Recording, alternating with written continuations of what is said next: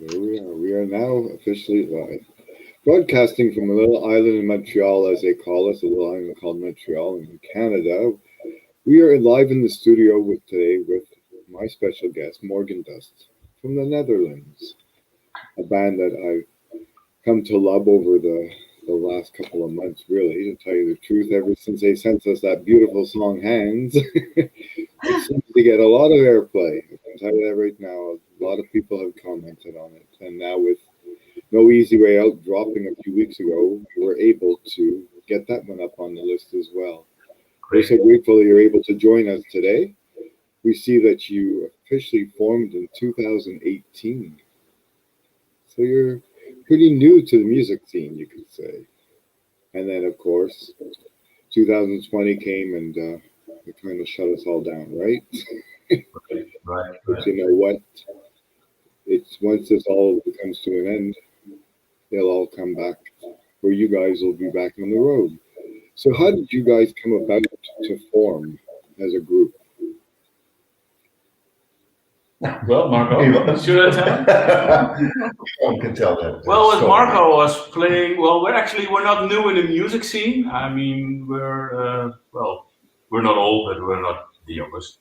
So, and actually, we're with Marco. I was in a previous band called Soulstar. It was an electro rock alternative band, and actually Marco was the drummer over there, not the singer. So actually, he's a drummer too. And after a few years of playing, we stopped with this band. And well, actually, we were thinking about writing a new album, and with the singer and Marco as a drummer, and we started writing. And then the band split up, and well, with Marco and I, we had good relationships in songwriting. So the first song, the second song, the third song, and it was like, hey, this is really cool. So maybe we should start a project. And well, we started writing together new songs. And well, after a year, we had a demo or 15, 20 or so. Yeah. And we started looking for musicians. Looking for musicians is always a big journey, because which one will fit not, personally, but musically. And we tried out a lot of drummers. We had a lot of Marco drummers. I don't know why, but in Holland there are a lot of Marco drummers. They call it Marco. So I don't know why it's that. And eventually we ended up with some musicians with an old project that Marco played 15 years ago. Oh, hold your horses. 30 years ago. I think it's more than 30 years ago. Yeah. 30 years ago. Yeah. So we're finally looking for musicians, and Marco had a separate project with these old band members.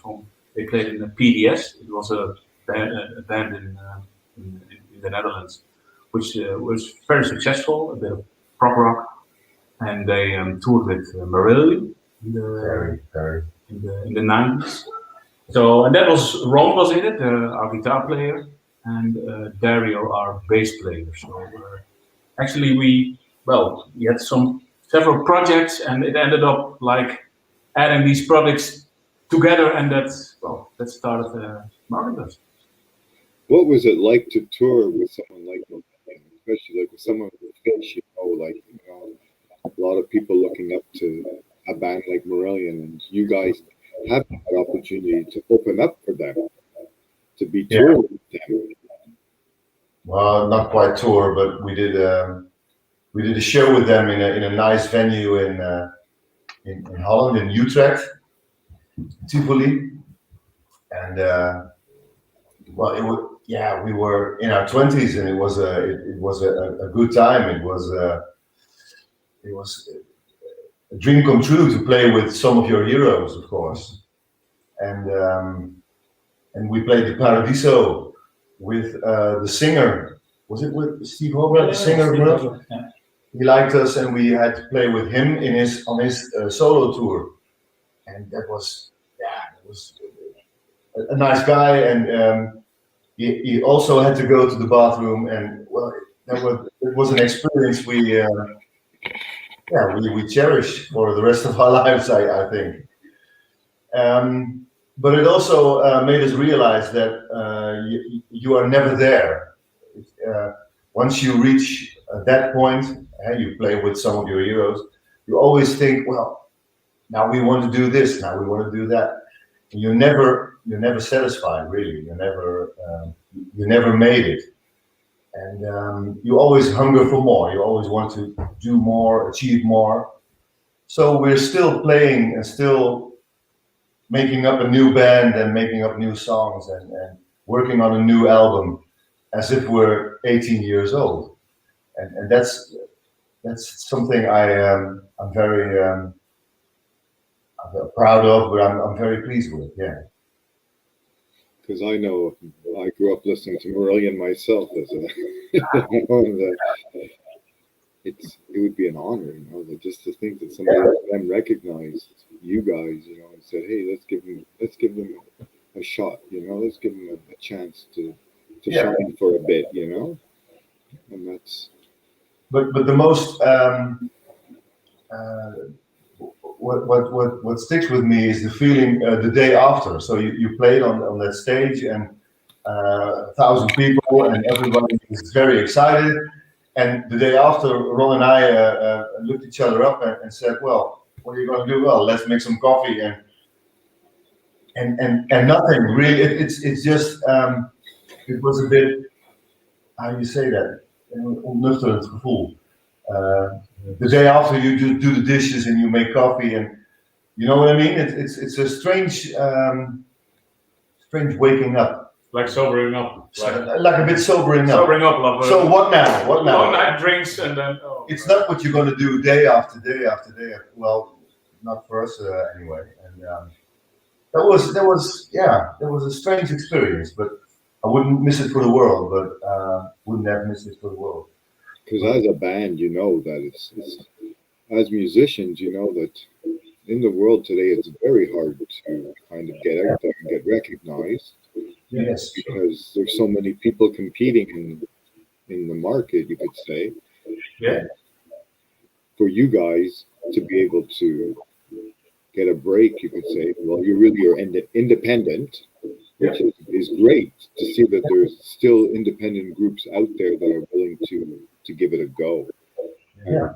And it's when we received your email saying you'd like us to play your song, and say, oh, and then listening to it, it was nice to listen to it because of the fact that I said to myself, this is something that I could play on my show itself, which airs every Friday, It used to be from 4 to 7 p.m. Eastern, but now it's I kind of brought it from 3 to 7 because there's a following.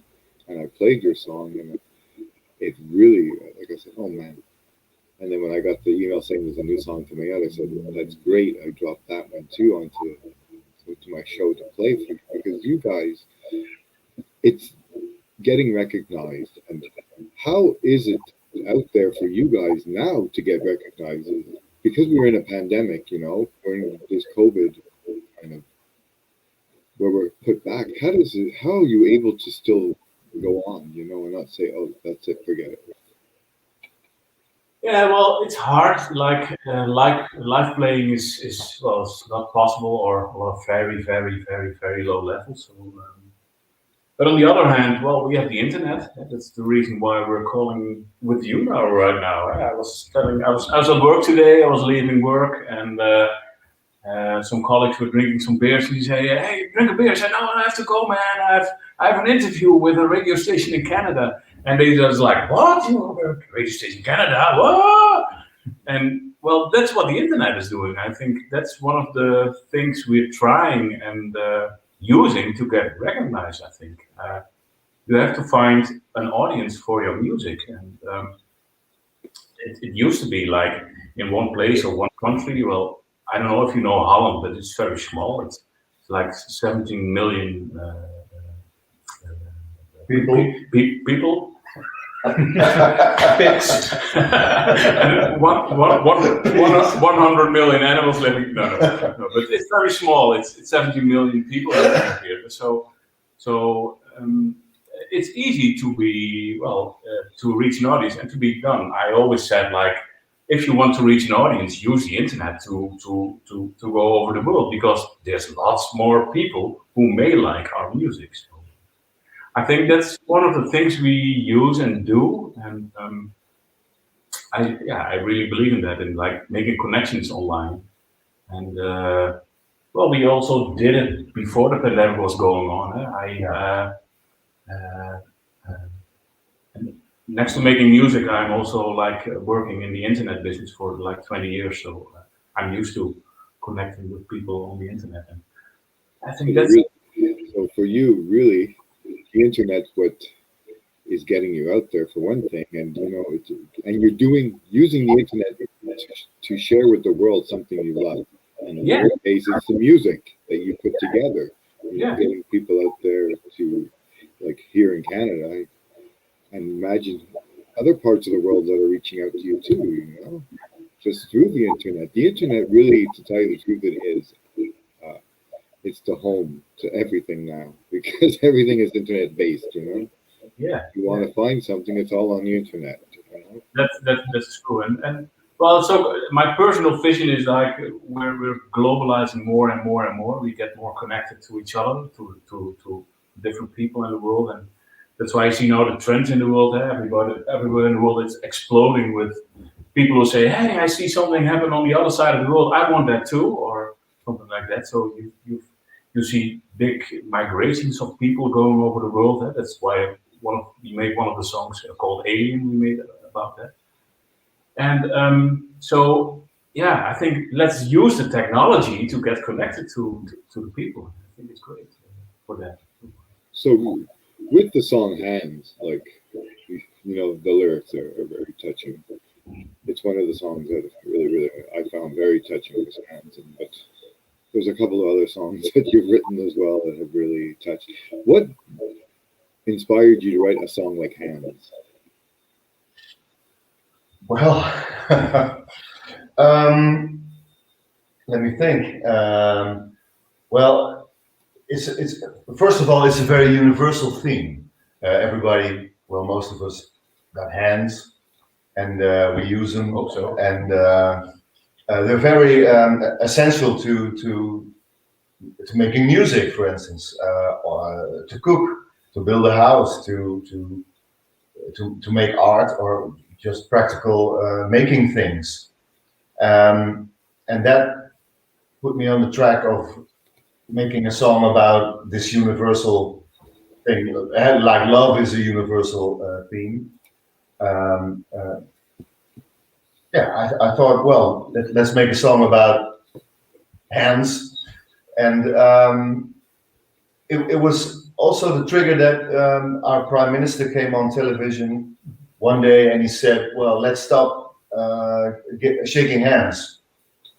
And then that's when I realized how important they were with making connections and making stuff in general. You had other songs that were out there as well. Like, tell you the truth, all your songs are a little different, have specific themes. Like, I played last week your song "Easy Way Out," and because I have some listeners that are listening weekly, and they said, "Oh man, that's the same band as Wrote Hands," like it's got it's a different way, a different perspective, a different song, and to me it was great.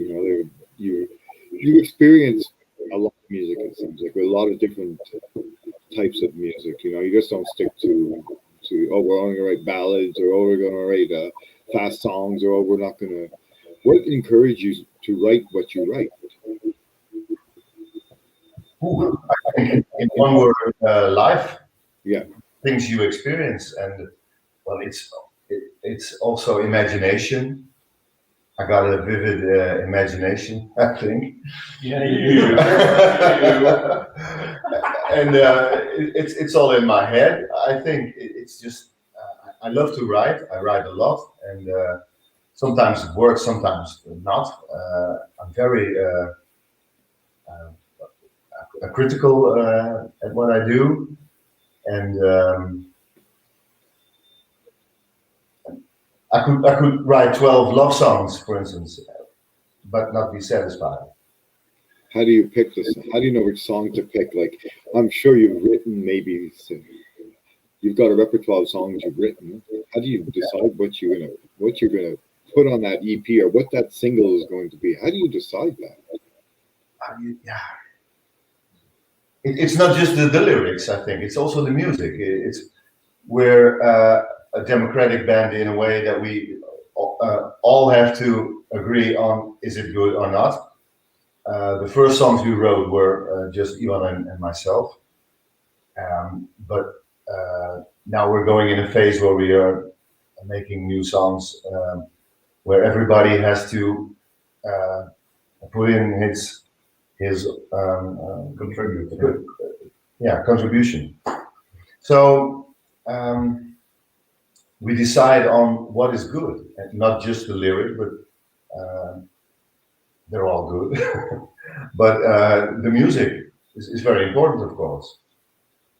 Does it give us something? Yeah, and sometimes it's timing. I mean, the song "Alien" is about the refugee crisis, and it was just before Holland was liberated for 75 years, and there should be like a big celebration, but well, because of Corona, there was not. There was not a big celebration, but it was a big theme, like in celebration time, because of the war we had already in the Second World War. It was a good theme and a good starting point to release this single. Yeah, you know that Zwolle, the city where we live in, was liberated by the Canadians. Yeah. Yeah, I know that. Yeah, coming from talking a little bit about that, I know that the Netherlands, especially Holland, they're very grateful for us Canadians because of the liberation. You know. Yeah, I got family in Canada living because of the war, I think. Yeah. And every year, Ottawa. I haven't been. One day I will definitely get out to Ottawa to see it. We have a tulip festival, and all the tulips that are there are sent to us from Holland. As a thank you for what we did to help you guys. You know, like my wife says that she would love to go visit Holland because that's where her mom is from. You know, and I say it would be nice, you know, go to your homeland and see it, you know. Yeah. Like I personally myself am from England. My parents were from England, so you know, I've seen England so many times. You know, it wouldn't. If I went back, it would be nice, but if I didn't, it wouldn't.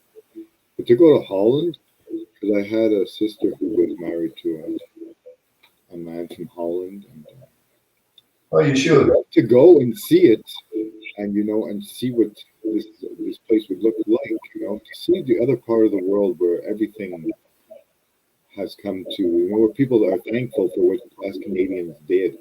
And we did it because, the way I look at it, we did it for love. You know, to save you, but also to build a friendship, build a bridge. That's what it's all about. And that's the way I look at music too. Music is like building a bridge to the other side of the world. And that's exactly what you guys have done. You've now built this bridge.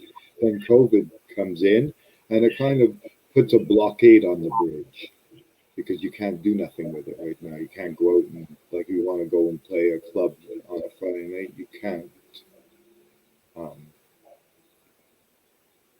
But the thing is that once this pandemic is over, that bridge is going to reopen, and you guys are going to be back out there. Yeah. And what do you look like? What do you think it's going to look like after now? We've been under this pandemic for the spell for a bit. Now the world's opened up again. Are you guys going to go back out there and start to put your name out there so that the world can see you? Well, for sure. Yeah, if it's possible. But it's still not really possible for big festivals or clubs or if you want to play to 20, 30 people, you can. But it's also that every band is waiting in line to get a gig. Everybody wants to play again, you know. Every band wants to play again, and then the bands that make a living out of it are probably the first ones that are going to play. But maybe you never know. You may be that opening act for one of those bands too. You know, they may say, Yeah, sure, of course, we would love to do that. So what's the situation right now in Canada? Is there live music again, or? Not really. It's mostly streaming. Yeah. It's the same. It's the same, yeah. So we opened up like, actually a few weeks ago. We had some festivals planned. And in the last 3 weeks, I think, the numbers were going up. So we're closing off festivals right now till half of August, I think. And, so maybe in August there will be some opening, but it's like, you can predict. We have a comment here from Andre Swinkles. He says he would like to hear you sing. He would like to hear you play something. All right. Okay. Let's do that. Do we play something? Yeah. Okay. I'm a keyboard player, so I play guitar. So if you hear something bad, don't look at those guys, look at me, okay? Yoke is gone. Yoke is gone. No, she's back. He's making some cocktails. There she is. We're gonna play our latest single, that's Easy Way Out, and we'll do it in an acoustic way. Maybe you like it. I hope you like it.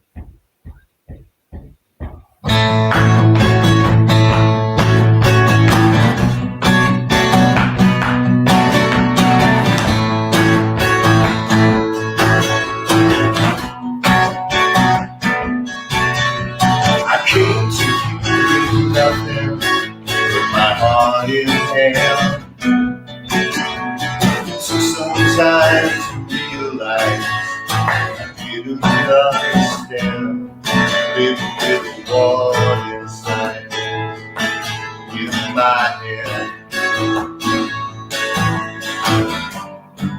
Stop wasting time.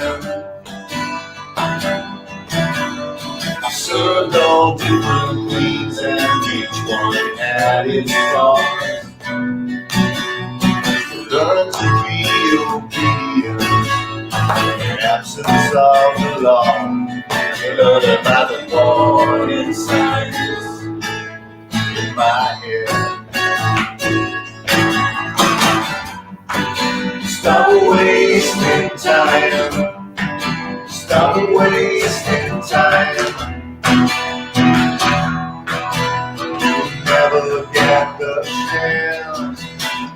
Never agree too loud. It's never an easy way out.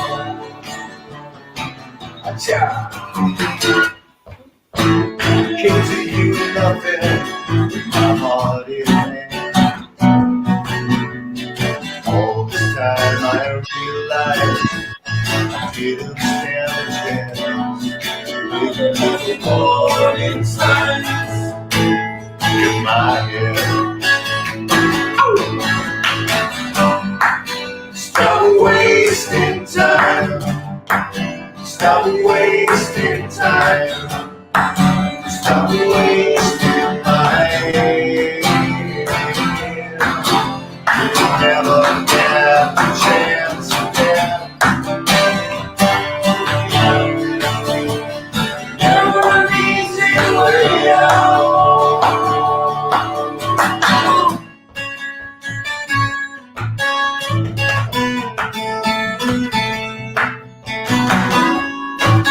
Stop wasting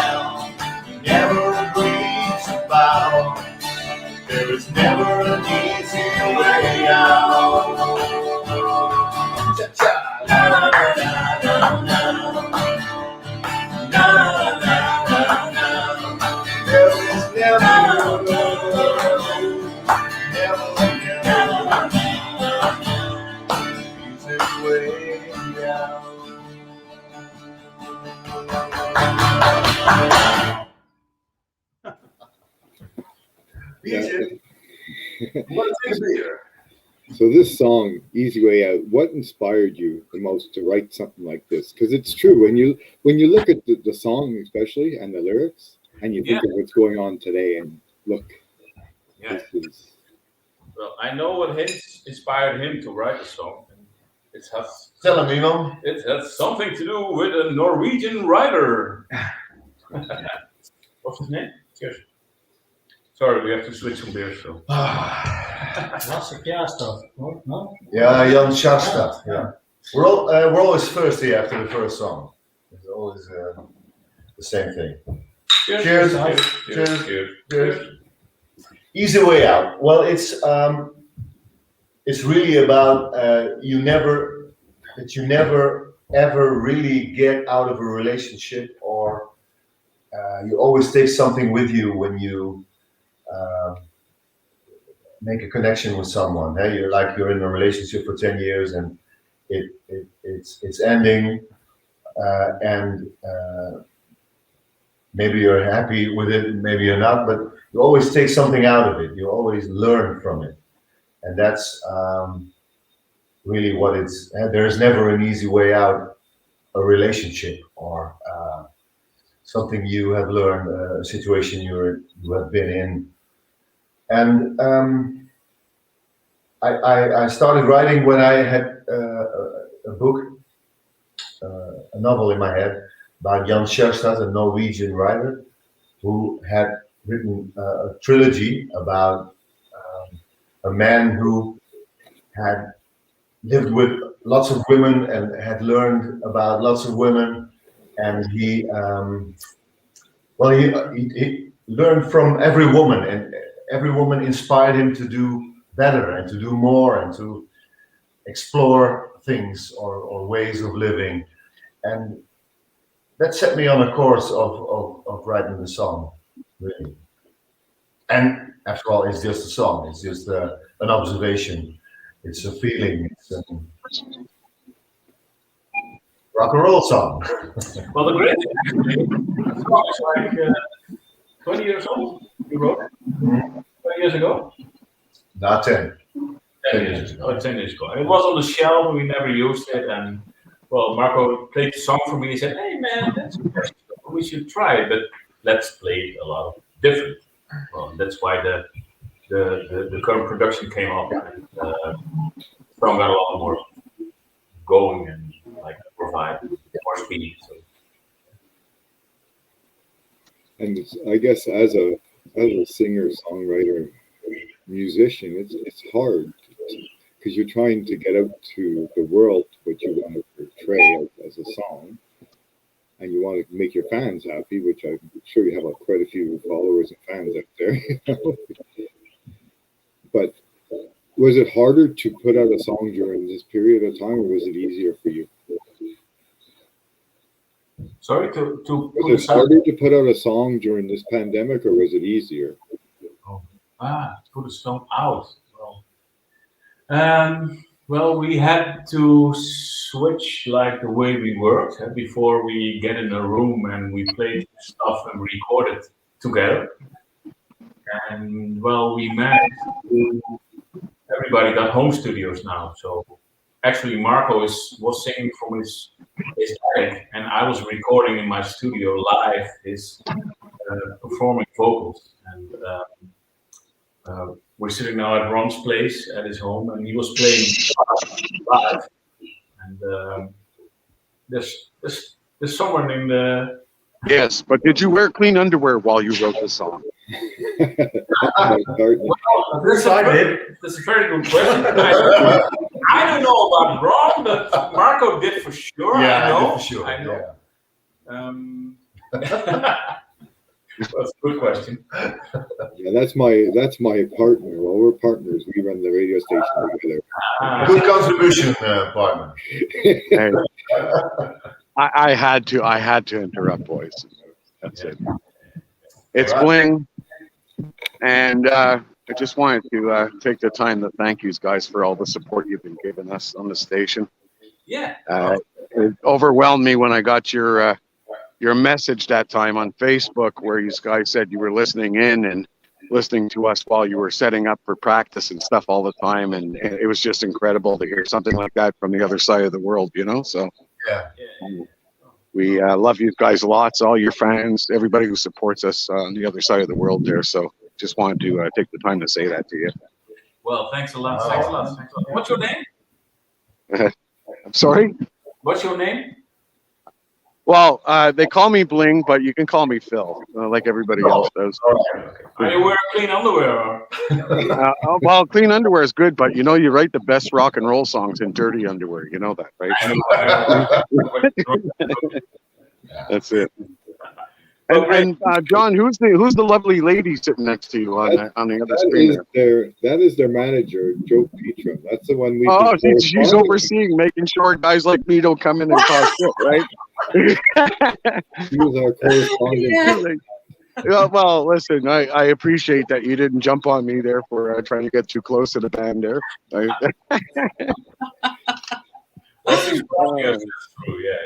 you see, she's watching. Well, definitely. Also.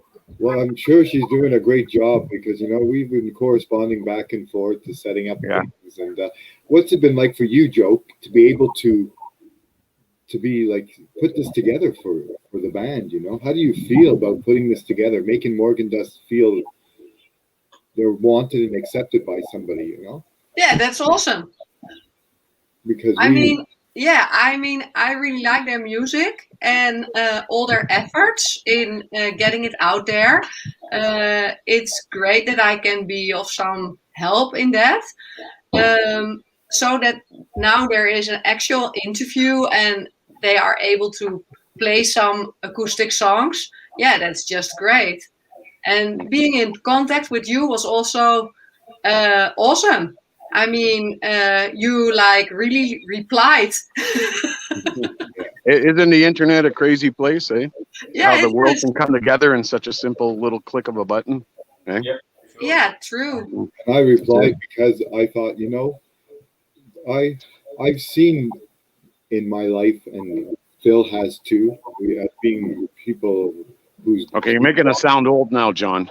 We are old. We're not young. We've seen bands try to make it. Bands that have tried to make it, and they put out an EP or they put out a single, and it's just not... They don't feel it. You know, they give up.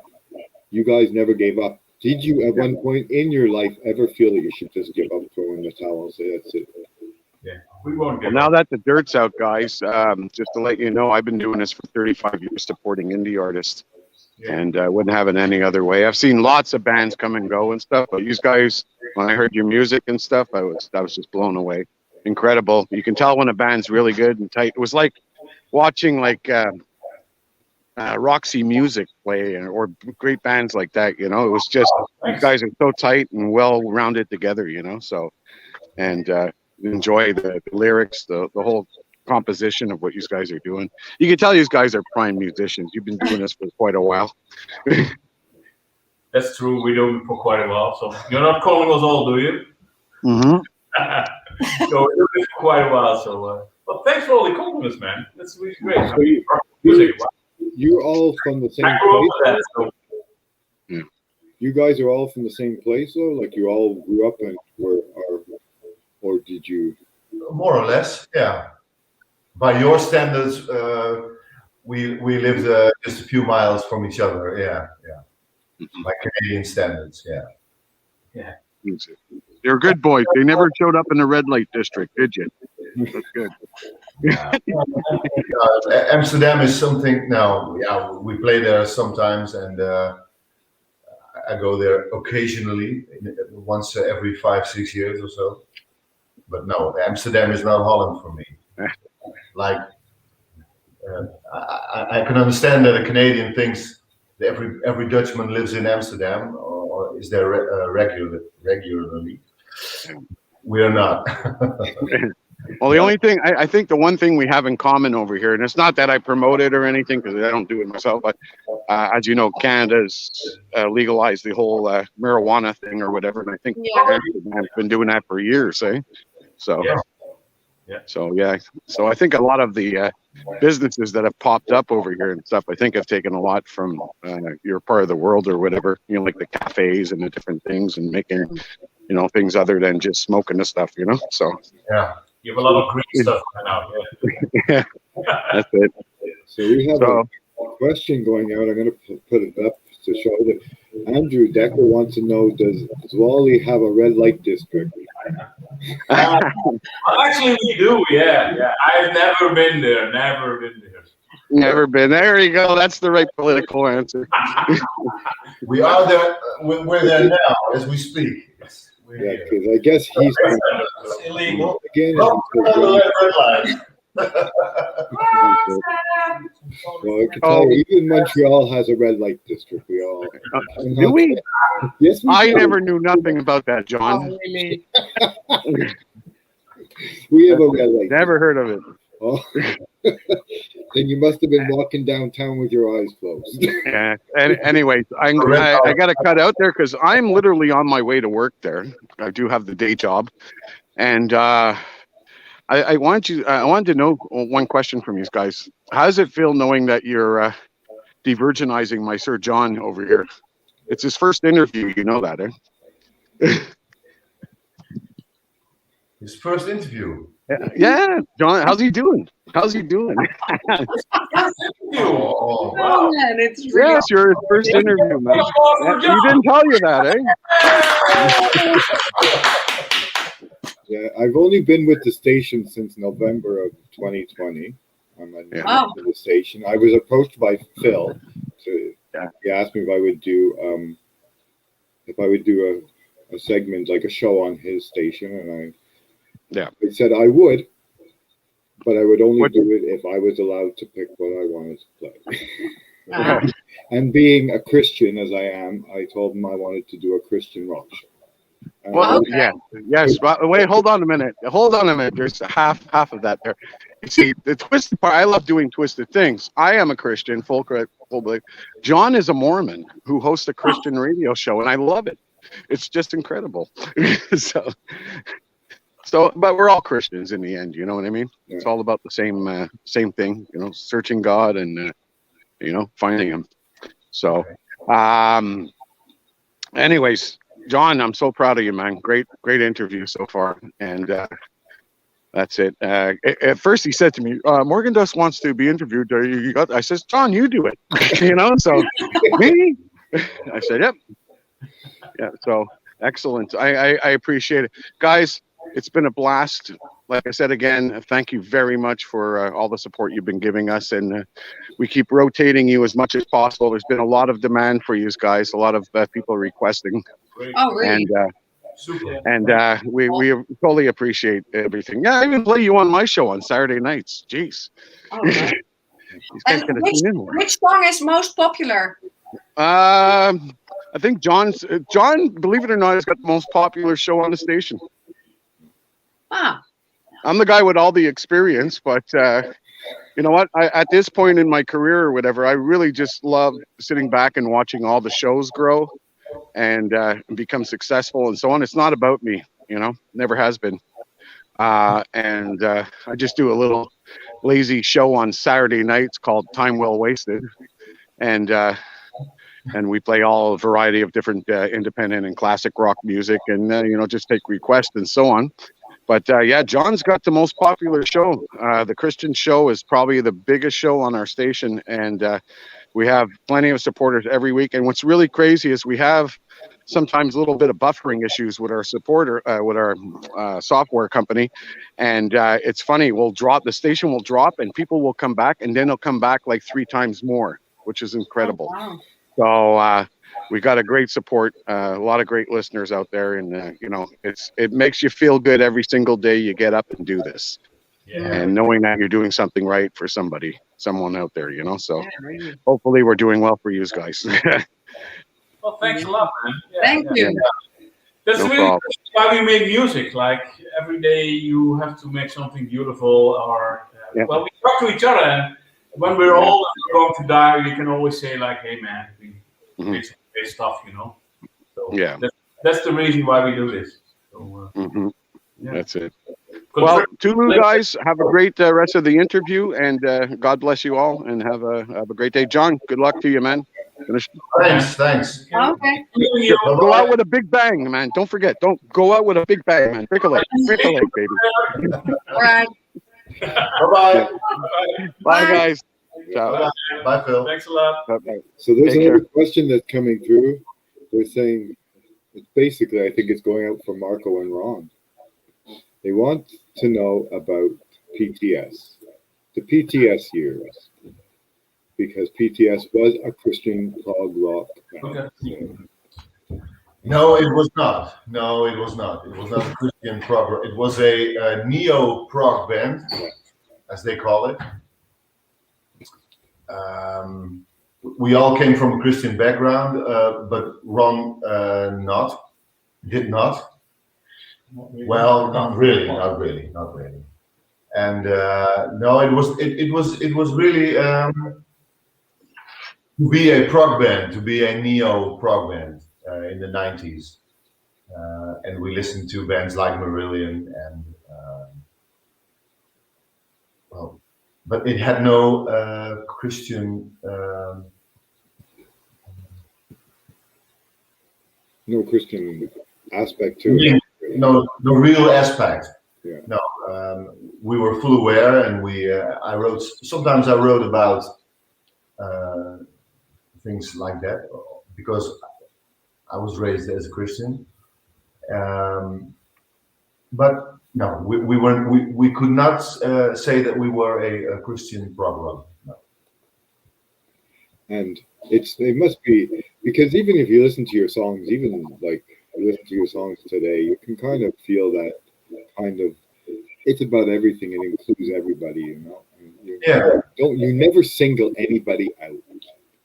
And that's what that's what's good about it, is that because I've seen bands where they will just, they'll just do what they want to do, and they'll kind of, that's it. They won't be open to anybody's opinion other than their own. Like, where bands where there's two guitarists, for example, and them two guitarists control that band. So the lead singer, the bassist, and the drummer have nothing to do with it. You do what these two people want, and that's it. And what happens is, in that way, the band now becomes, they break. And they did break. The band that I'm talking about did break. The lead singer left, and as they say, they kicked him out, but he did leave and pursued a solo career.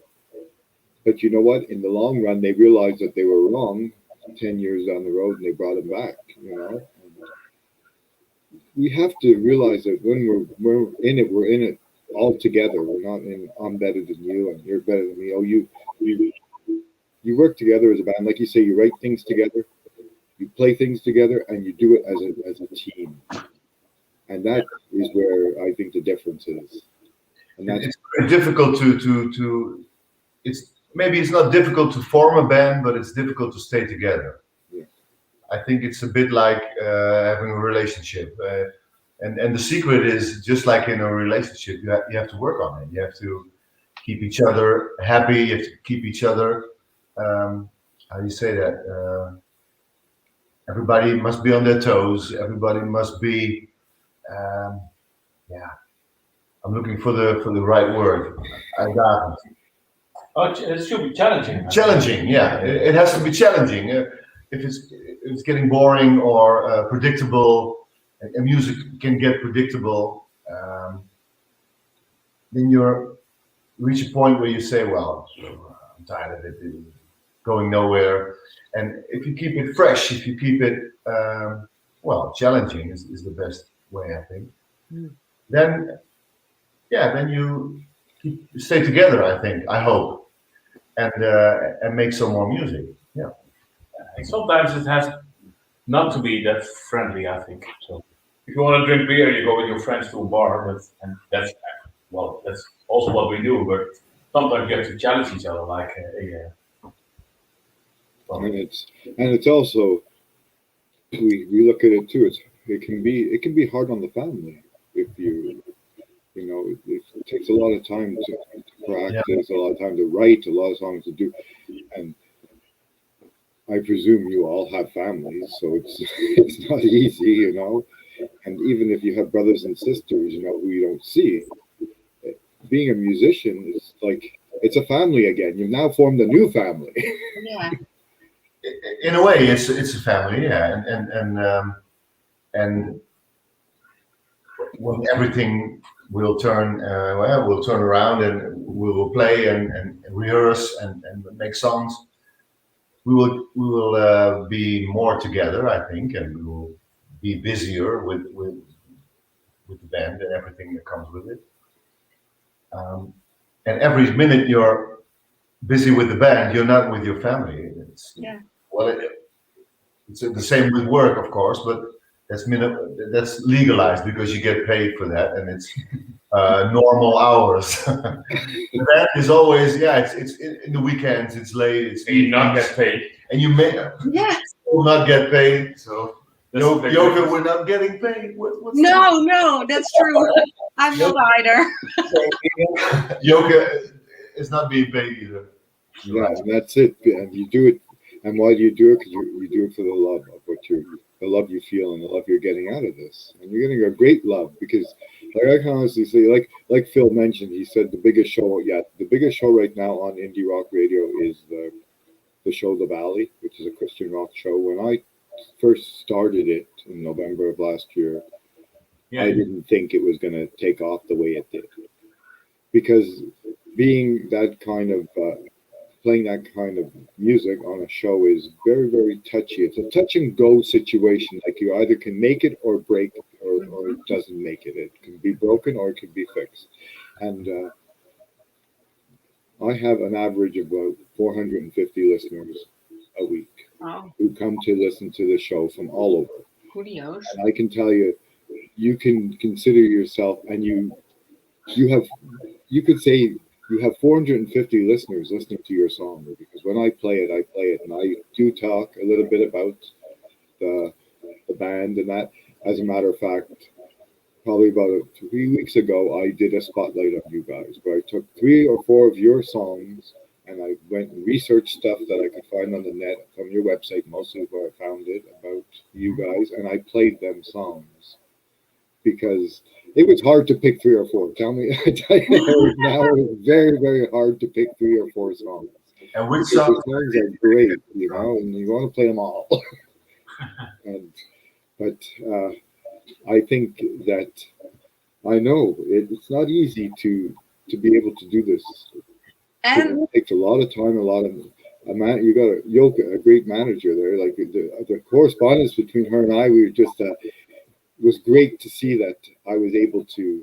It was going to happen, because at first I figured, what do these people think? Maybe these people think what does a guy in Canada want with a band in the Netherlands? Like, why? You got lots of Canadian bands, you got a lot of American bands you could go with, but I wanted to reach out and give somebody a chance, an opportunity like yourselves to be known, because you know what? Maybe one day you will get to Canada.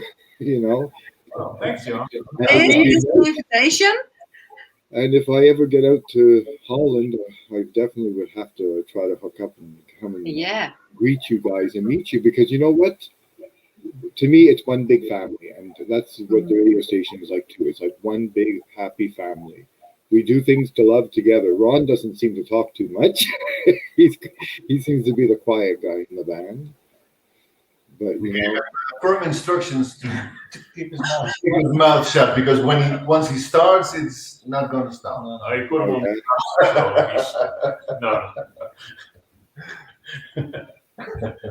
So people are asking us if it's possible to do the song "Storm Will Come." I think so, but Yeah, we can. but if you I have to change underwear first. Yes. Here a storm will come. Yeah, but you know, and what is the song all about? Storm Will Come. To me, like when I think of Storm Will Come, I think of Very good. It's a hard one for me to explain because it started with the idea. Long ago, I saw a film that was called The Butterfly Effect, and it was a nice movie, and never mind. But I was intrigued by the theme of the movie, the butterfly effect. It's a well-known scientific thing, I guess. Phenomenon. And it's one little thing can start developing and turn into something bigger. For instance, there are people who believe that the butterfly, the wings of a butterfly, when he does it too often or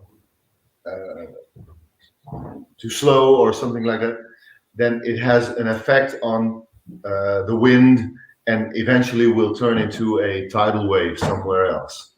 Yeah? So, but in your own life, it's true as well. I think small things can have big impact, and that is in a way what Storm Will Come is about. You live your life, you do maybe futile things, but they can have a enormous effect, impact, yeah, on your life or on someone else's life. And there are some things I think about my youth, or some verses are about what I experienced myself. But I do that all the time. There's always a verse where I tell about myself or about my youth or the family I'm from, etc. But the main thing you have to know about Storm Will Come is that it's about little things can have big impact. That was a first single. It was a first single, yeah. Mm-hmm.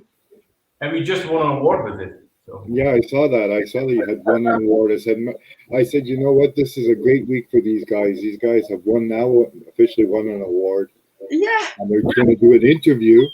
And, Yeah. you know, it's nice to see that the world is opening up. You know? Yeah, that's pretty great. Yeah. Thanks. So, should we play a song? Sure, let's go ahead. Yeah. Yeah, we rehearsed another one, but we're gonna do this one. I never played this song on guitar. Oh. So if this goes wrong, don't try to let me. So 1, 2, 4.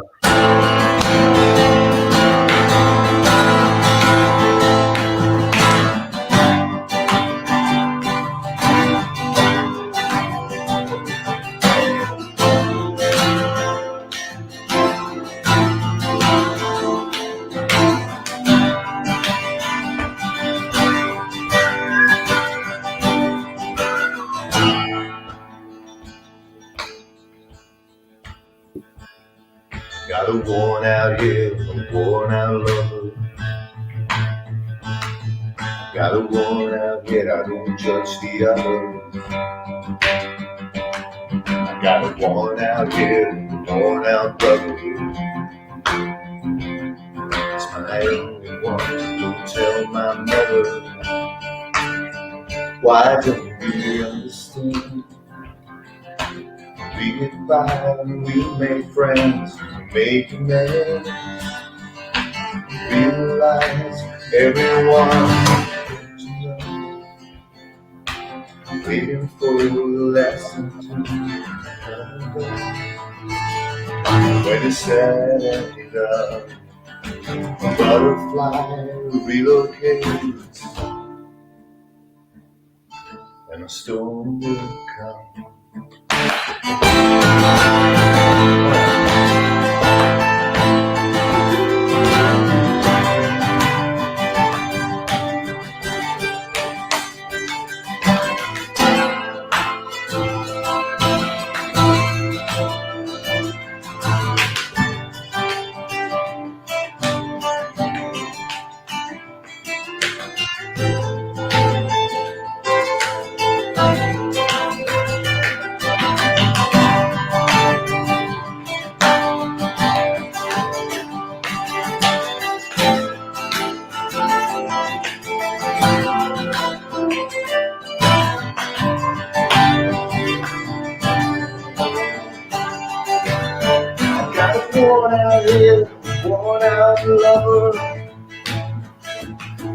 got it going out here, I don't judge the others. Got a born out here, born out others. You don't take a sec to choose the other. What's wrong with the bigger plan? You sanctify a new messiah and pray again. You realize everyone's truth to know. Waiting for the best that is a coming soon. When it's said and done, butterfly relocates and storm will come.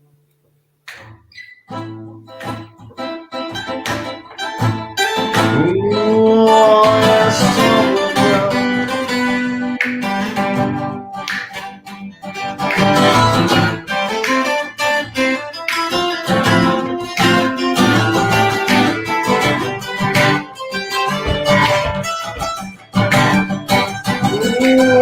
storm will come.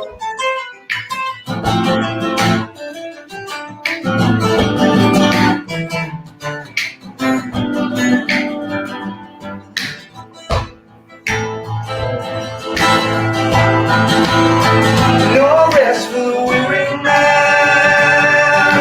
Satisfied deeper light for bigger rest. Realize everyone's true to know. Waiting for the next best thing is a coming sun. All the world's a stage and we are merely players. When it's said and done, give your heart away to all the freaks and fakers.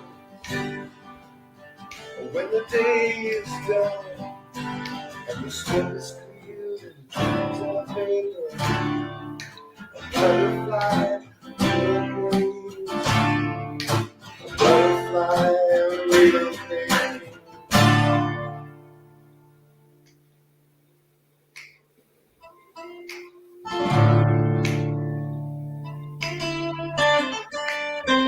And a storm will come.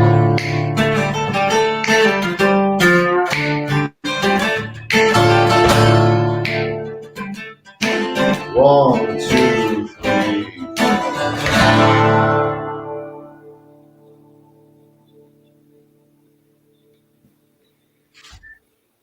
So you can honestly say that being your first single till now, you've come a long way because you as you've written, like you probably look back and you say, oh, that's my first single. Look at my recent single. Oh, look at my single before. You progress and you get better. Thanks. It's all based on what you do. But as growing up, you were probably all into music. What groups influenced you to do what you're doing today? Oh man. Well, it's for everybody different. It's different for everyone. I think. Ivan, what's your biggest influence? I grew up in the 80s, so when I was young. So there's a lot of 80s music. I'm a keyboard player, so a lot of 80s synths and stuff like that. So also maybe the bad stuff from the 80s, but Prince is one of my heroes. Yeah, really. Thanks, Ron. Prince, but nowadays it's a lot of. For me, it's like Foo Fighters is a big thing. I'm a keyboard player, but Foo Fighters for me, like, they've got so much energy, and I think that's one of the main things you hear back in Morgendust. I hope it's got a lot of energy. So I think it's very important for this band. When you don't have energy, then for me, you go away. We're done. I can honestly say Nirvana was good, but you know what? The Foo Fighters are 100 times better. I love the Foo Fighters. I think that yes, it's a different band altogether in a way. But, Yeah. To me, Nirvana was like I don't know, just was not a band that was I really enjoyed listening to. I listened to them because it was the thing, know. But, Yeah. but the Foo Fighters, they're like you. They've got that energy to go forth and to move on. And Yeah. they will prevail. Like they will not give up, just like you guys will never give up. Because you know at the end of the rainbow there's what Yeah. you're looking for is there. I think it's a good word you say, John. It's like never give up. I mean, that's the thing with us, never give up. Even though you're getting older, we're trying to make the best music we can, never give up. So give the energy and path and go, just play and play some music. So And I when think- you look back after the years when the time has passed and you decide, well, we're not going to do it anymore, and you look back, you're going to see the positive things and all the fun you had, yeah, the fans you met, the fans that were there for you, and the ones that stuck with you till the end, because they will still be the ones that won't let go of you when it's all over with, because they'll still be there. They'll still be reaching out and saying, "Oh, why can't you just come do another one?" Yeah. Well, actually, that's the thing we heard a lot when we play live. It's like, well, you guys, you have so much fun on stage and playing together, and actually, well, that's the thing, because we do it. It's not we're not ambitious to be getting famous or making lots of money or Rich. stuff like that, or rich, or be in the top of the pops every year. Stuff like that. No, but you would like to have your own bus to do a tour.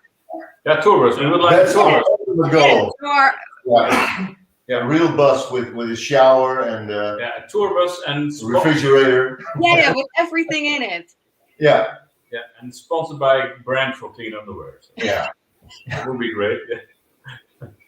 So yeah. For me, it's a lot of '80s stuff, and I really like what I like from the '80s. Is like it's really simple. It's like pop music. So I played a lot of jazz and fusion and all this complicated stuff. But over the years, I think, well, just give me a song and play it from the beginning to the end and tell me a story, and that's it. That's what inspired me for making and producing music for Morgendust. I don't know what you guys. But I'm happy that we're on a Canadian show, because one of my biggest bands in the world. Let him guess. What's the biggest band from Canada? For Canadians, my perspective of my favorite Canadian band would be is the Tragically Hip. Okay. A lot of people in Canadian, when you talk about Canadian bands being famous, are going to say Rush. Rush, yeah. That's for him. Yeah. And I can honestly tell you, I was 12 years old. My second show, my first show I had gone to was Kiss. Of course, everybody saw Kiss in their life, I was a fanatic extraordinaire. I went to a lot of shows. I dressed up and everything, I forgive you. And then the second show I went to see that year in September was Rush. I saw Rush, A Farewell to Kings tour, and I fell in love with them. Yeah. Because it was a band that started off with nothing. Yes. I hear stories of people that said that they to make it in the market they did just about anything, and they talk about it. Eddie Lee doesn't talk about it too much, but their first few shows that they ever did, even before getting known, they used to go rent spaces at a local movie theater, and they would play on the stage of the movie theater before the show was going on. Well, apparently one time they forgot the show was showtime when they were playing, and the movie is starting to roll, and Rush is playing behind the screen.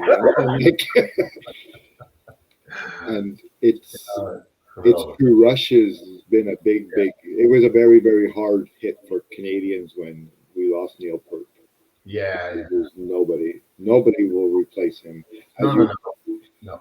Because he was everything to the band. He was the writer. Yeah, of course. They're a big part of my childhood, and the first real band I listened to when I was 10, 11, and they changed my whole perspective of what you can do with a guitar and a drum set, and everything before that was simple and music, good music, but not what Rush did. Rush did something I never heard before, and they made me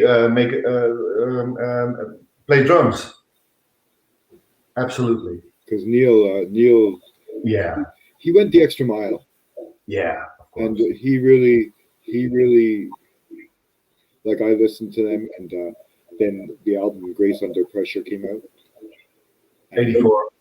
and yeah, and then Neil took something that was sensitive and said, you know what, it's time that the world know. And basically what he did is he took Geddy Lee's life as being a Jewish boy, growing up in, you know, being Holocaust members of his family being Holocaust survivors. Yeah. He wrote Red Sector A. Red Sector A happens to be one of my favorite songs off that album because it opens to the world what exactly happened. Because a lot of people didn't believe the Holocaust ever took place. So, you know. Right. And it's not nice to think that why would you say something like that? This is something that did take place. People died. People lost their lives because of this, you know. Yeah. And Rush was not afraid to experience everything, and they did. They took chances. Yeah. What I love about Rush is that they were a rock band, but they were serious. There was depth. There was substance. There was real things. They talked about real issues, not stupid love songs, or with all respect for love songs, of course, they're beautiful love songs, but they made good songs about issues, about your life, about choices, free will, Songs about life. yeah, but thoughtful, but yeah, was a brilliant writer. Yeah, Neil was a man that we all have to have respect for because he had tragedies twice in his life. Yeah, of course. With his daughter, losing his daughter and losing his wife, you know. Yeah. But I think the biggest tragedy was him when he himself had got the cancer and he knew he wasn't going to overcome it. At the end, I'm happy that seeing the R40, you know, and that it was, I think to me personally at that point, it was time to call and hang up the towel because Geddy's voice is getting a little stretched. You can hear it. His voice isn't as good as it used to be. You know? But when you're singing that high octave all the time, it must stretch them vocals. It must strain them vocals. Of course. Of course. But there's another band I like from Canada. And that's the last band Ron and I saw before the pandemic. Oh. Dave Matthews Band. Yeah. Oh, Dave Matthews is good. Yeah. I got a lot of albums and DVDs and we've been to a Dave Matthews concert in Holland right before the pandemic, February 20 or like that. Yeah. And a very good concert. Very good concert. He's very good. David Matthews is a very talented man. Like we have quite a bit of his song right now on our airplay because of the fact that we try to promote as much Canadian as we can too, you know, and promote other bands. We want to show that we have Canadians had good music. Very good music, of course. Because a lot of people will say and it's not. You can't say it's not true, but if you look back at the history of the biggest and bands that have really made it, like, you know, really been out there and lasted forever, and that's European bands. European, of course, yeah. Elton John, you know, these are all bands that have made a name for themselves, and they're all European. The other bands where you come from, like the Canadian bands, and you could say the American bands, they make it, but not as big as the European bands. Like, who can honestly say they've made it as big as Queen? You know, Queen is huge.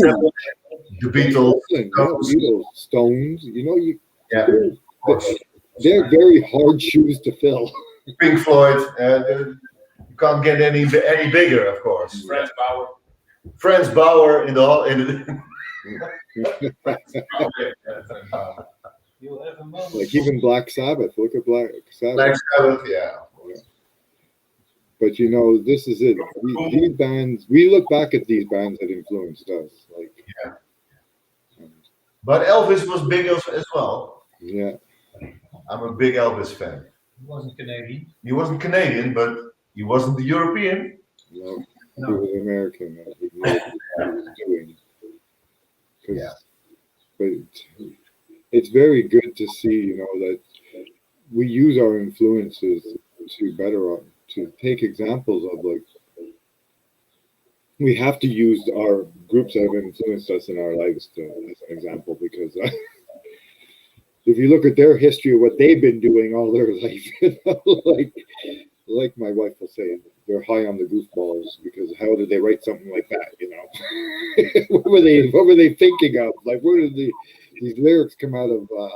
Like, I think of the Beatles and the song "I Am the Walrus." Like, what does Cuckoo Cuckoo really have to do? You know, with being a walrus, or what fun do you get?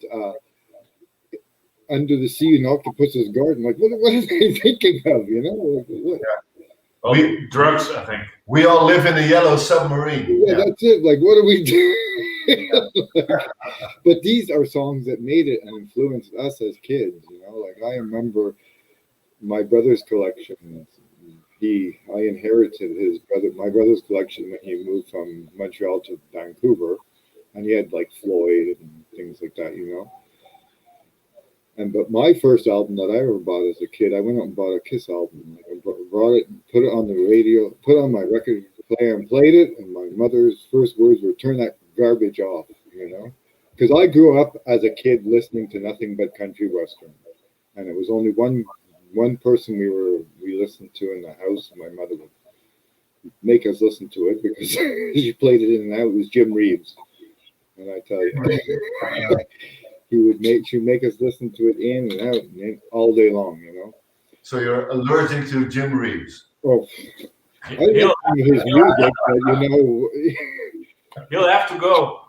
that's it. I think of his songs now, you know, and I think of his songs and I say, oh man, I remember this, you know. But and that's why, like some people say, it's like a way of rebelling from the stuff your parents are playing. You're going to find your own stuff, and And our musical influences is what makes us today. Like your musical influences are what because you see what they've done, you don't necessarily want to be like them, but you also, if they have a message they're sharing, but you have a message that you're sharing too, and you want to share it to the world. You just don't want to keep it.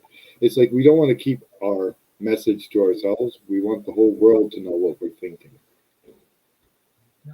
And that's exactly what the world's looking for. Is people to share their message. Because you know what?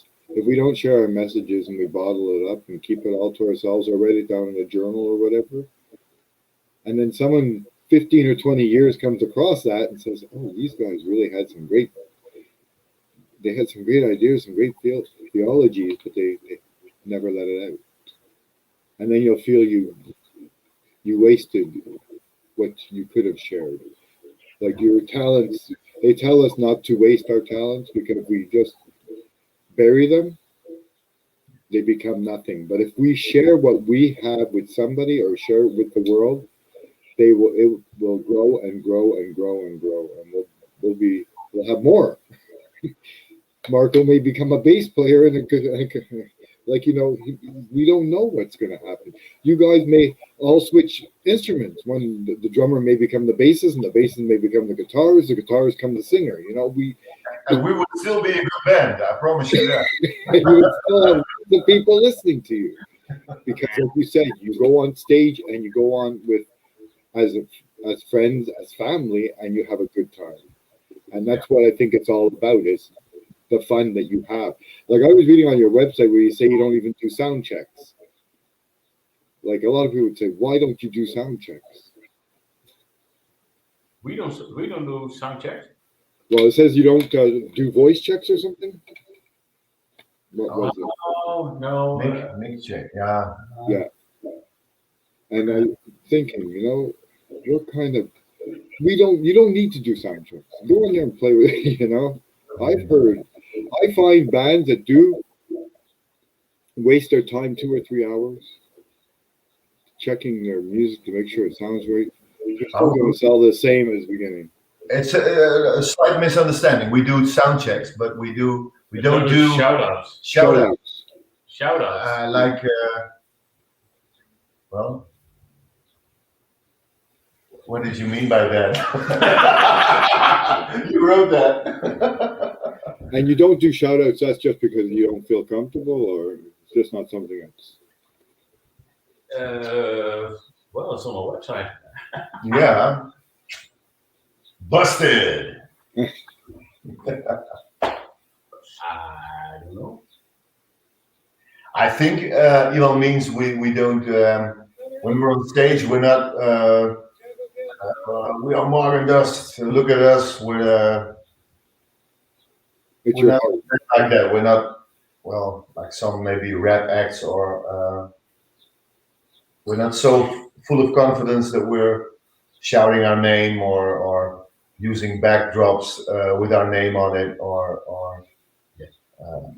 for us it's about the music. It's about playing and the intensity, the energy you get from seeing us live, and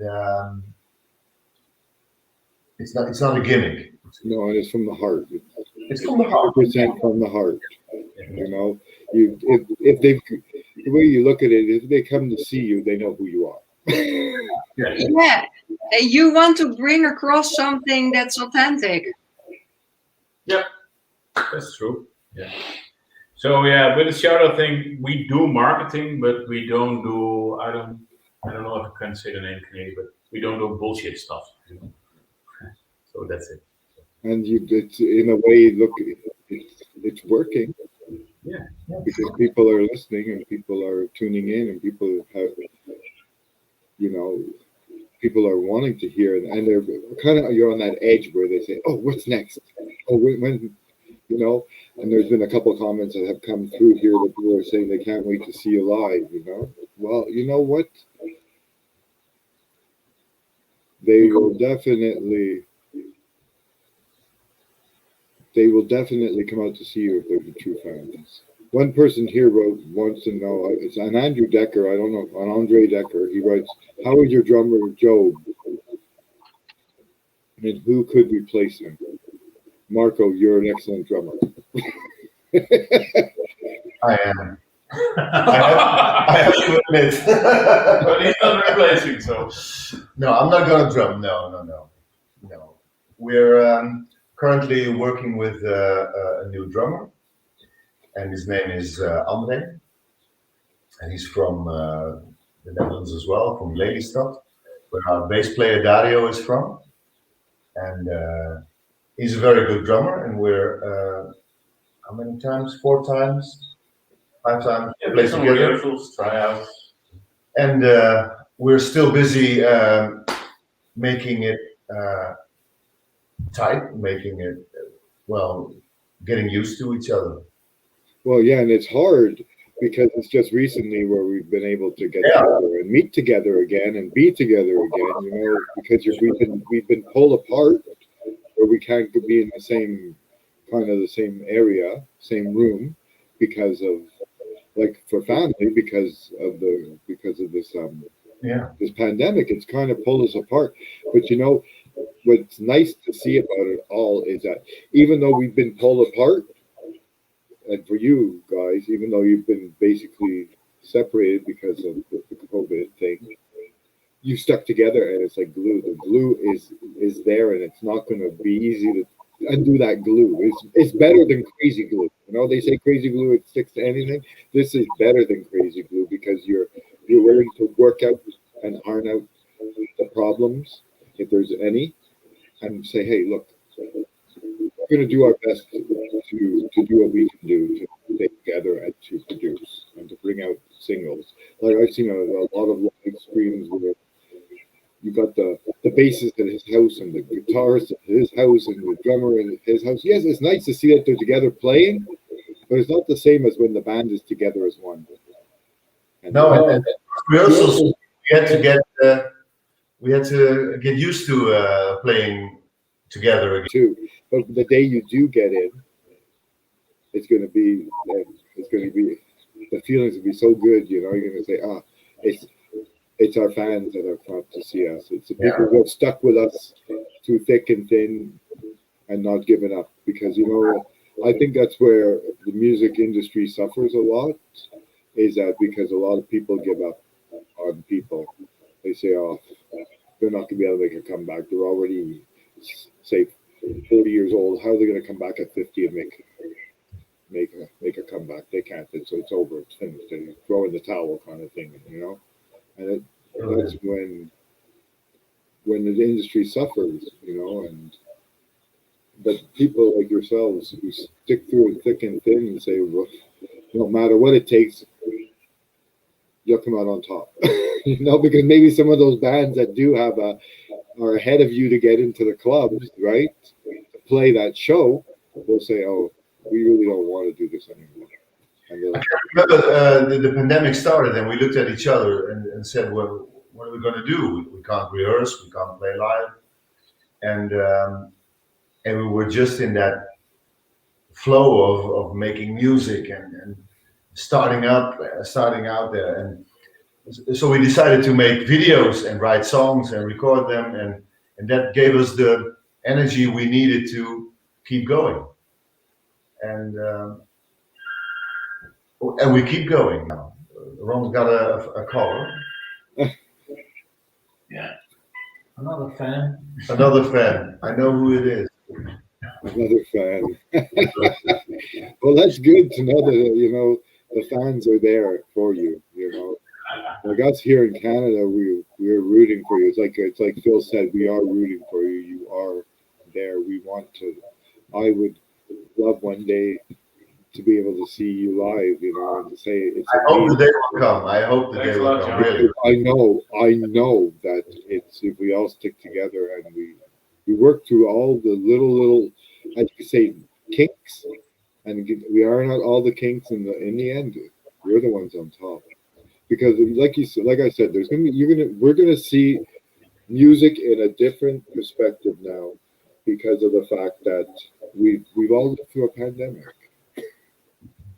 and we stuck it out. Like to bring out a single during the time of the pandemic, it's hard because, like you said, you just recently got together and you were able now to meet again as a group and rehearse and play and record and do what you have to do. Where you could have just said, "Oh, forget it," you know. You did not give up.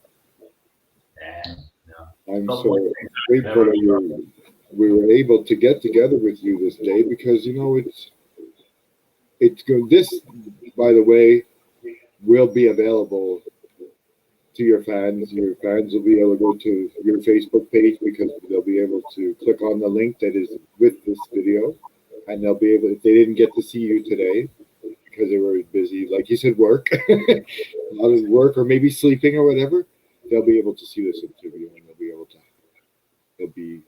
it's part of your repertoire for the rest of your life, you know. And it's been a great honor for me because, like Phil said, it's my first one. I was a little nervous at first. I said, "Well, are you doing the interview or me?" And he said, "Nope." He said, "It's your baby." He said, "Okay." He's done a lot. Phil has done some well-known people. He's had people like Rob Halford of Judas Priest. He's interviewed him. He's interviewed Mike Levine of Triumph, the Canadian band, and he's going to do Rick Emmett. It's coming up a little bit in September. We have Rick Emmett coming on. You know, Triumph, yeah. Fight the good fight. So he said to me, "I get the Morgendust interview," and I said, "Oh, thank you." And I was nervous, you know, because it's the first time for everyone. We all learn. We have to overcome that obstacle, you know. And you guys coming out here today and taking time out of your busy schedules to spend. Of course. Let you know when we do get your single, we do listen to it. We do, and it does get it on the air. I think you have 3 or 4 on our playlist right now, and good to know. Thanks a lot. It's because we want to promote independent music, and that's what you are. You are people who aren't making anything. You haven't been signed to a record label. You've got to do everything independently. And I would like to just before you go, I'd like to know, do you think it's better to be not signed or to be signed? Yes, Not Yes. signed. I'm very clear about that. So, I mean, Yeah. it's a romantic thing about the past, I think. But I think also in the past, it's like the record companies earn a lot of money over the artist. I mean, not the artist earned the money, but the record companies did. And I think it's still the way they do, but well, in the past they were the gatekeepers to the audience, and now we can connect to the audience ourselves because of internet and stuff like that. So if we record a song today, tomorrow it can be on Spotify or YouTube or stuff like that. So you can share with the world, and that's a big difference.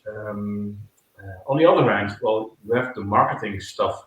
There's a lot of people who make great music. I mean, well, we try the best, but there's a lot of bands who make great music. So how do you get how do you get an audience and how to be seen? That's the difficult thing, and that's where maybe the majors or record companies can add, like the marketing on the network or the means to make you bigger or grow. They have big budgets and we don't.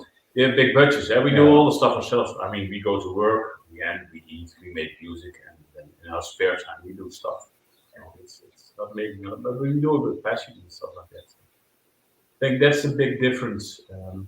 But well, yeah, do you get better to get signed? I don't think in the first place. No, I mean it's a business, just like selling potatoes or selling underwear. the same thing. And, yeah. Because to me, the way I always thought it, for unsigned groups, it's better than being signed, because I always feel when you're signed, you're in a contract with, like you said, a record company.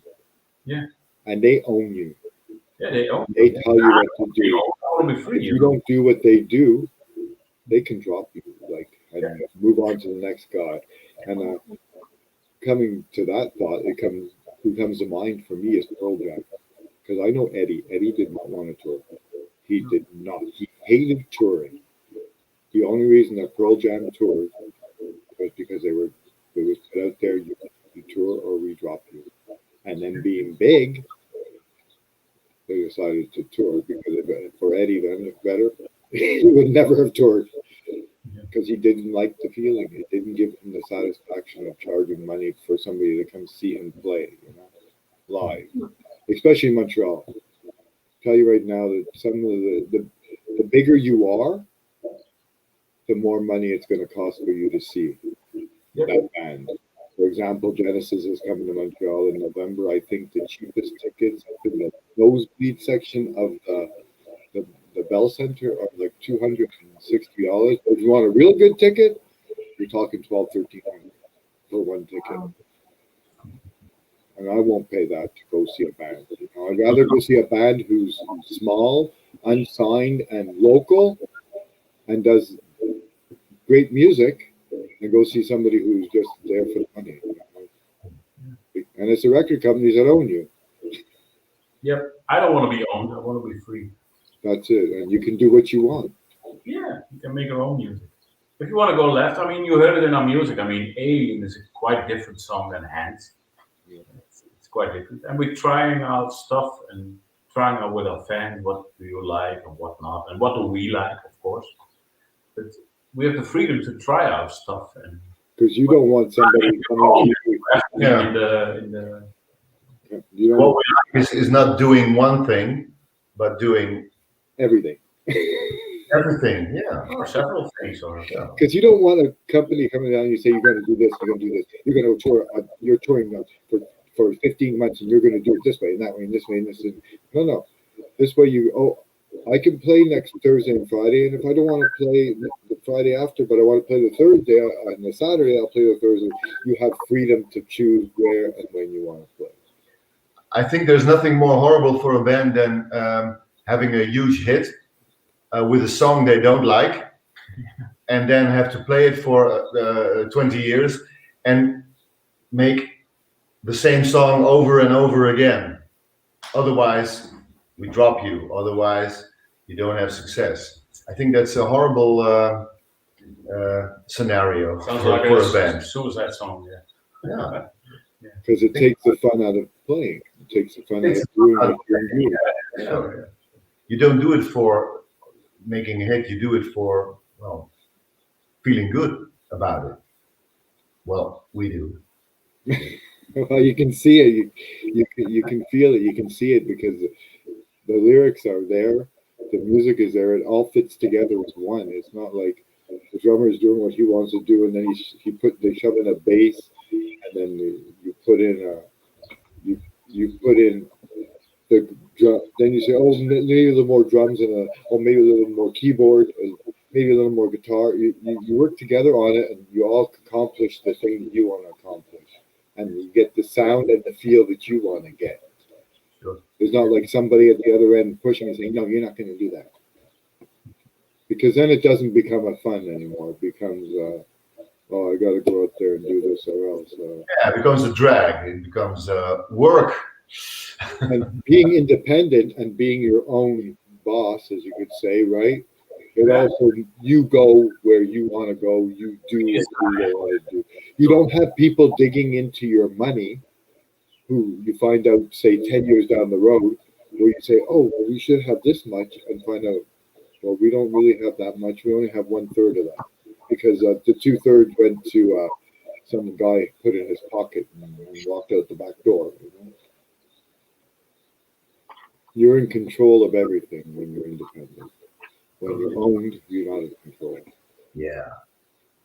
We don't want that. Because I'd rather, like I said, I'd rather go. I went a couple of times to see a violinist, and a lot of people don't know her, but a lot of people do. Her name is Lindsay Sterling, and she was one of the contestants on American Got Talent, and both Sharon Osbourne and Peter Bryson said that she would never make it in the world because there wasn't room for her music, you know.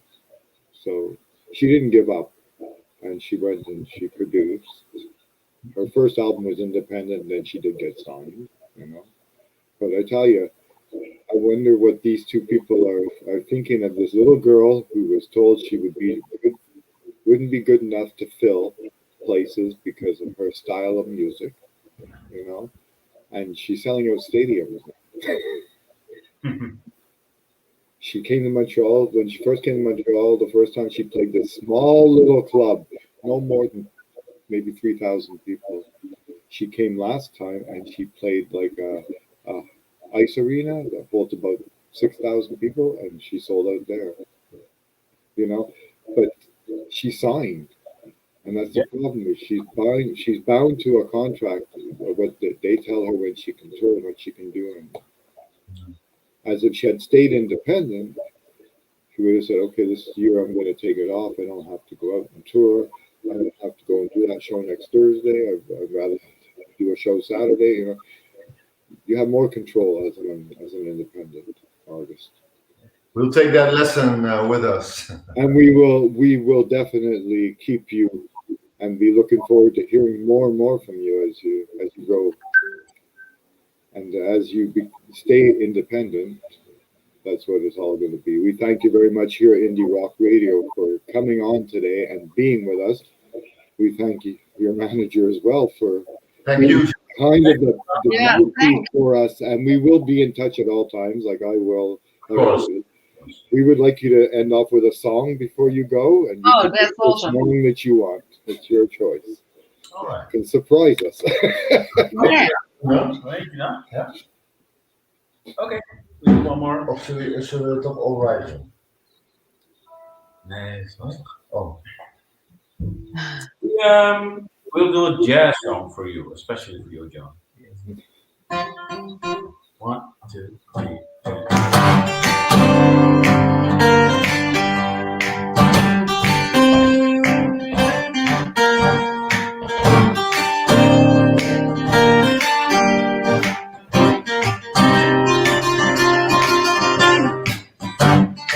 All the things you had in life, when you find out they're gone with the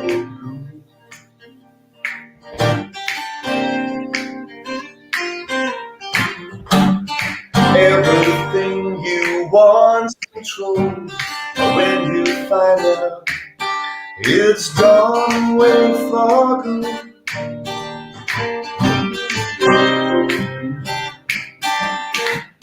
I came here by plastic as a tape sheet, the questions, the screaming, the waiting in line.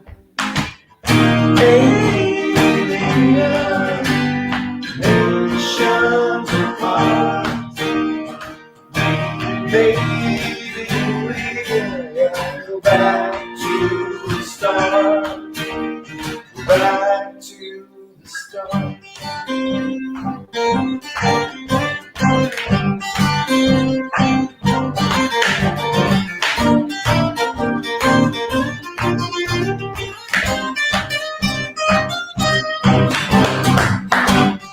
Just the center neighborhood brings a tear to me.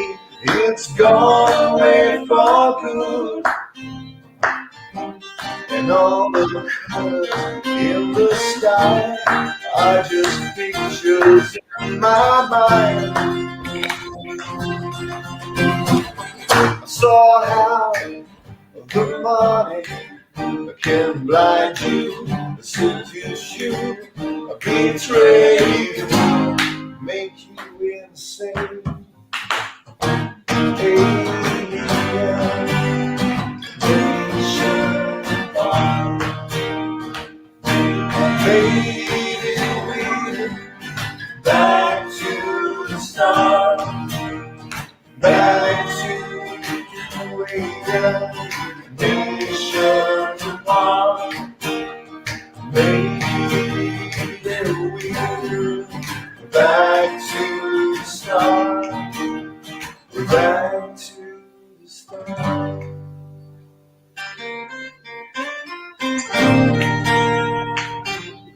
Thanks a lot. Thank you very much. From everyone here at Indie Rock Radio, thank you. Again. Yes, we will. Hopefully live again. Yes. And when you drop your next single, maybe when you drop your next single, we find out in advance, maybe we could do a launch for that. Oh, nice. Let your fans know. Thanks. Morgendust is there to the end. We're gonna light up the barbecue and we're gonna have a beer again. Okay, and you have yourself a great day. Yeah, you too. Thanks for having us. Thanks, John. Thank you so much. Yeah, bye. Bye-bye. Bye.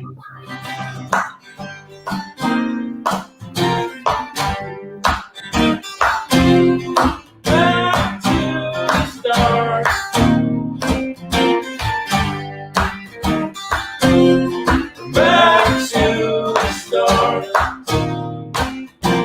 Back to the start. Back to the start. Back to the start.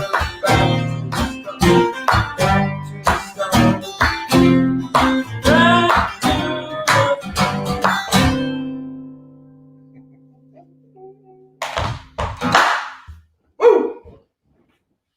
Bye-bye.